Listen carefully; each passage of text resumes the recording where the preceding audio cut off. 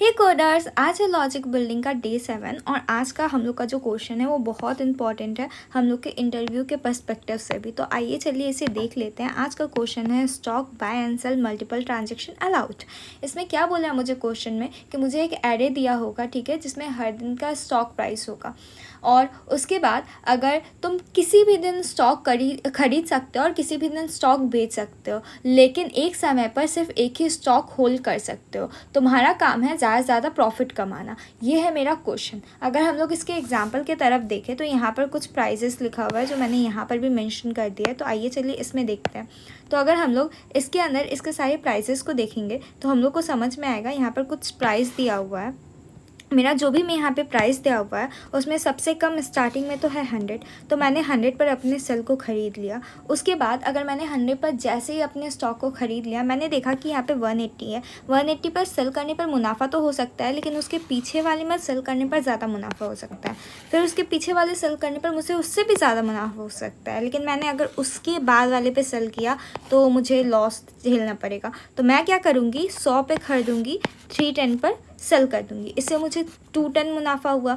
उसके बाद मेरा जो नेक्स्ट है वो होगा 40। तो मैं 40 पर बाय करूँगी। उसके बाद इसके नेक्स्ट पर बेचने पे तो भले ही मुझे फ़ायदा है, लेकिन उससे ज़्यादा फ़ायदा मुझे इस यानी लास्ट 6 डे पर सेल करने पर है। तो इस वजह से मैं सेल करूँगी यहाँ इस 6 डे पर, और मुझे फिर बाद में जो भी मेरा टोटल प्रॉफिट निकला उसको निकाल लेना है। जैसे 210 निकला प्लस यहाँ पर से 655 निकला, तो अगर मैं इन दोनों को सम कर लूँ तो मुझे 865 मिलेगा। तो जो मुझे आउटपुट रिटर्न करना है वो है ये 865, यानी कि मुझे फाइनल प्रॉफिट रिटर्न करना है। अब इसके बारे में मैं आप लोगों को बता दूं कि यहाँ पर एक छोटा सा ट्रिक है। मैं मैनुअली अगर इस चीज़ को इस आगे की तरफ चेक करूँ तो मुझे कोई भी इस तरीके का फ़ायदा नहीं होगा। मुझे क्या करना है ना, मुझे इस तरह से कोई जोड़ी नहीं ढूंढना। अगर जोड़ी ढूंढना होगा, जोड़ी अगर मैं ढूंढने जाऊँगी तो मैं यहीं पर सेल कर दूँगी। इससे बेटर है कि मैं सिर्फ उस दिनों के बीच का फ़ायदा जोड़ती जाऊँ, और आज का दाम कल से अगर ज़्यादा है, मतलब आज का प्राइस कल से ज़्यादा है,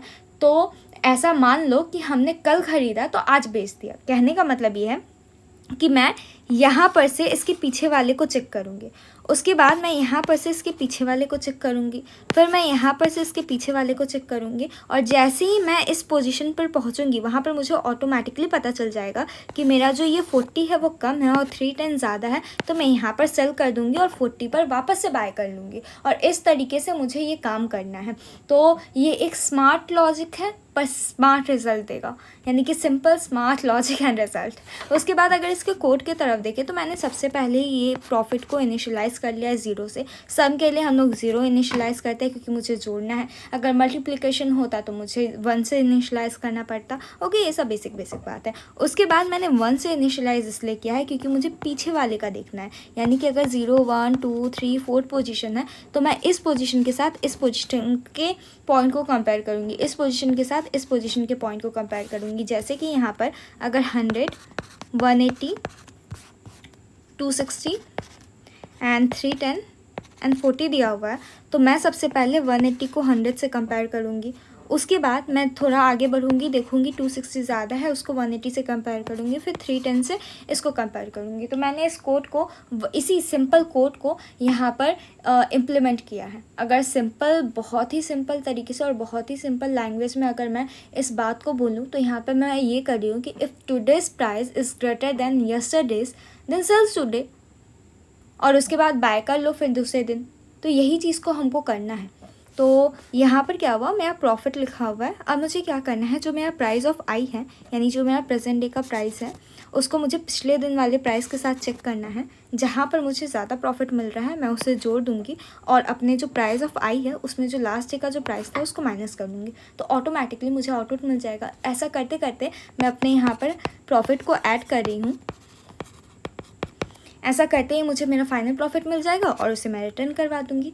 simple and easy approach and simple and easy logic. यहाँ पर मैंने एक तरीके से ग्रिडी अप्रोच को ही यूज़ किया है। यहाँ पर जो टाइम कॉम्प्लेक्सिटी होगा वो होगा ऑर्डर ऑफ n, लेकिन जो यहाँ पे स्पेस कॉम्प्लेक्सिटी होगा वो होगा ऑर्डर ऑफ 1। तो इसी तरह के और वीडियो के लिए प्लीज़ मेरे चैनल को सब्सक्राइब करें एंड डू कमेंट इफ़ आप लोग को कुछ समझ में ना आया हो। Thank you for watching.